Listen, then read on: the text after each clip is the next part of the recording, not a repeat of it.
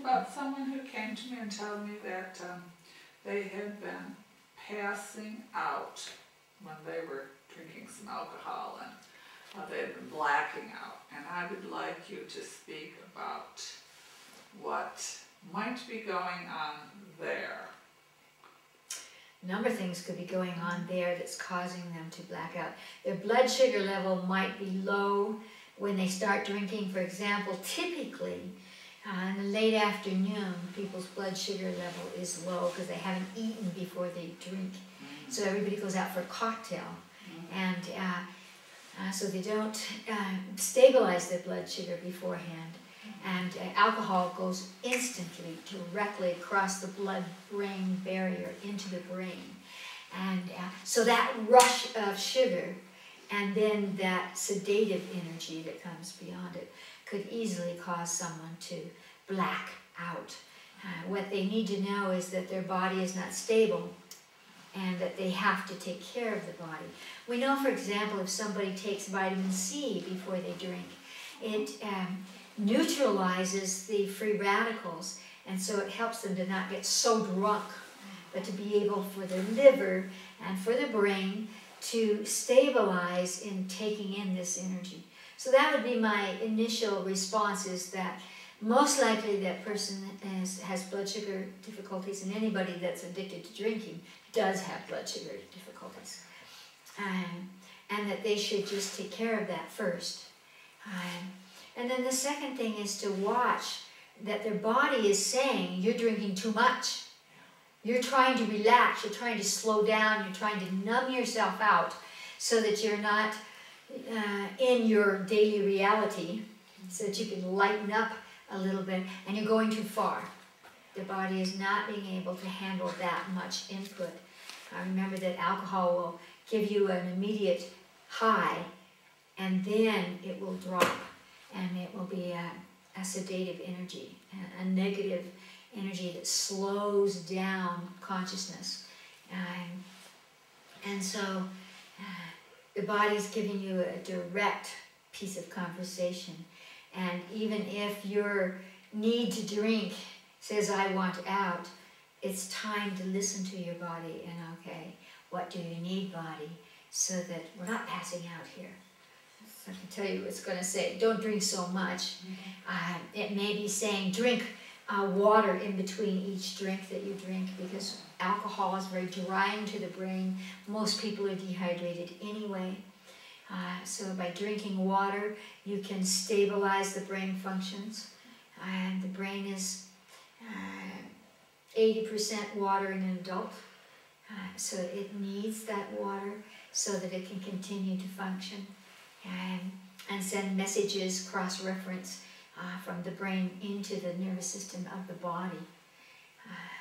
And so eating, taking vitamin C, drinking water would be three main things. There are other ways that you can stabilize your blood sugar. One is called stevia.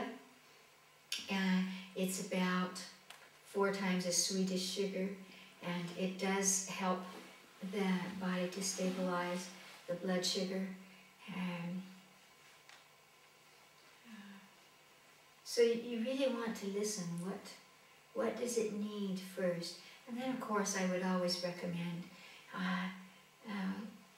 what's going on that you're not stopping before you pass out. Because some part of you wants out, and so you're actually letting that happen. Would you say that at that time too, because like things have happened that he can't remember, he said, would you say that the astral energies might be impinging on him as well at that time? Whenever we take alcohol, and in fact, whenever we do anything that changes the pulse of the brain, psychic experiences can do that, alcohol can do that, any kind of drugs, recreational drugs have a very deep effect of that.